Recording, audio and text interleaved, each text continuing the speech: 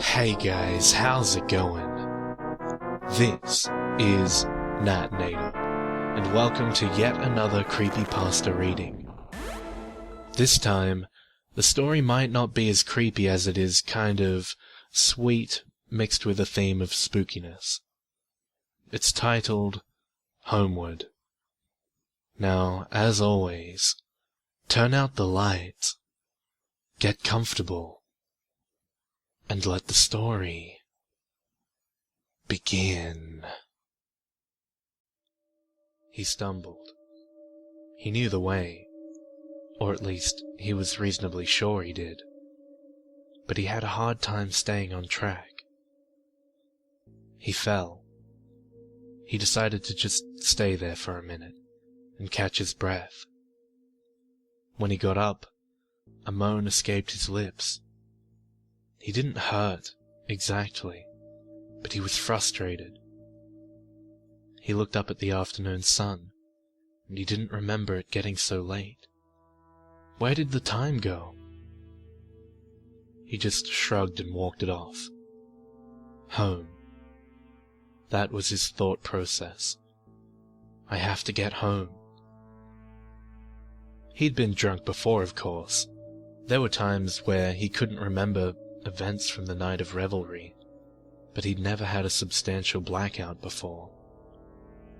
For the life of him, he couldn't remember what had happened between doing shots at the bar and stumbling around now, at least 16 hours later.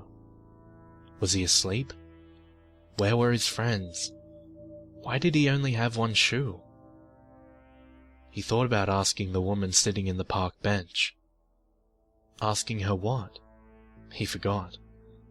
He was so confused, but he was sure that he couldn't be drunk anymore. My God, he thought. Am I sick?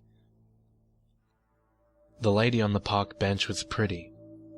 He moved in her direction. She looked past him. He loomed over her, and she continued to ignore him. Hey, he tried to say, but his words came out a gasp. Tongue-tied, he stood there, trying to ask a simple question without appearing to be a fool or a simpleton. He just needed to use her phone, if she had one. He grew nervous and agitated. It was like he was stuck in a dream, and he couldn't get the words out, but he knew exactly what he wanted to ask. All she did was dismissively grunt in his general direction. He knew when to take a hint, so he kept walking toward home. He wasn't tired, but weary and hungry. There was a shadowy spot underneath an old oak. He liked how the moss hung to give shade. He sat down, leaning against the trunk. He looked back toward the hotel, but he couldn't see it. Where were his friends? What had happened to the bachelor party? He didn't remember walking so far, but things had been a mess since waking up. His eyes wandered the streets around him, and he thought it odd how there was absolutely no vehicle traffic. Cars had stopped in some places, and the roads were completely clear in others. Vaguely, he registered the sounds of alarms and horns blaring in the distance. He saw a lot of folks walking, not seemingly in a hurry, and completely unconcerned about the heat of the day. He drifted off, tired of thinking, tired of trying to remember and piece it all together. Awareness floated back to him on the beams of a full moon. He was walking again, just as confused as earlier. At least he was no longer hungry. He found it odd that he was now barefoot, but he didn't dwell on it. He had to get home. He smiled a little as he remembered being this drunk once before. He was being led back to the hotel from a night on River Street by his less inebriated friends. He became obsessed with the fact that his wife was missing. Where did she go? Is she okay? He yelled, and he lit out to find her at a full trot. A Keystone Cops moment followed, wherein he ran circles around the old weathered brick building that housed a nightclub, chased by 4 of his closest and dearest. When he finally stopped running, he found her safe and sound hugging a lamppost. The almost sober of the group ushered the concerned parties to the suite, before police could be involved. Lost in thought, he tripped over something on the shoulder of the interstate. Wait, the interstate? Headlights in the distance illuminated his path. He looked down at what nearly made him fall. He couldn't tell for sure what it was, but it was slippery and smelled delicious. A food truck accident, he thought. He shambled on toward the headlights, intending to wave them down for a ride. He reached out to them, waving his hands. The car swerved toward him and didn't slow down. Confusion turned to anger when a side mirror grazed his arm. He spun around and landed in the ditch. The car kept going, red taillights in the distance weaving around other vehicles in the dark. Anger added itself to the perpetual confusion and frustration. He tried to get up, but found his left arm uncooperative. He roared in frustration and slowly got back to his feet. He looked down, and in the moonlight, his arm hung, twisted and obviously broken.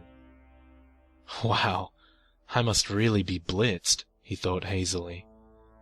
There was no pain. He walked on. Slowly, the miles melted away, as surely as his thoughts. Blackouts became more common. Words became disjointed images in his mind, and soon the only 2 things that he knew were hunger and the need to go home. Time became a blur. Discomfort became a constant companion, and anger colored everything with a hazy white film. Days became nights, and strangers walked beside him. He didn't speak. After it became obvious that they would ignore him, he began to return the favor.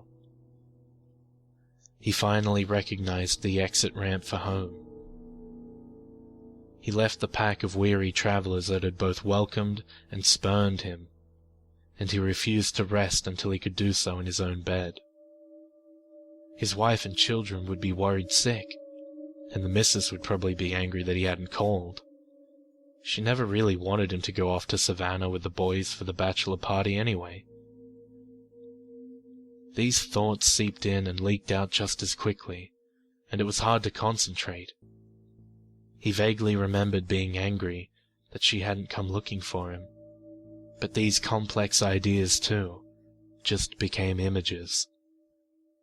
Home, hunger, eat when I get there, rest when I get home, 1 foot in front of the other, fall down, get up, keep going, home, hunger, her, love, longing for her, longing for home, blackout.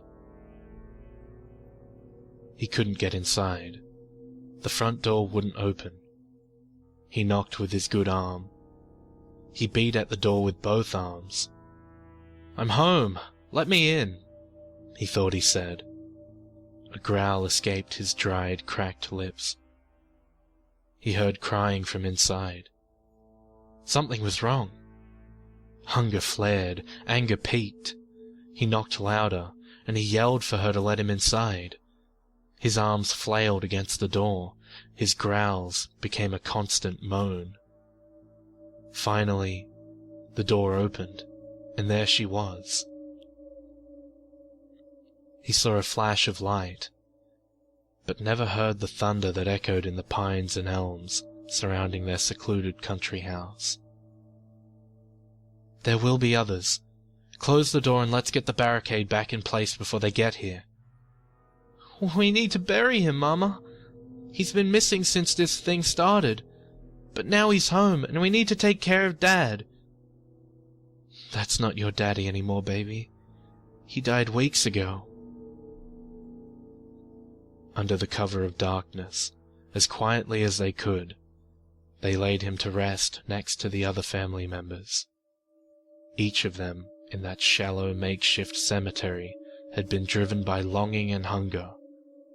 Each of them had been looking for a missing piece of themselves that could only be found back home.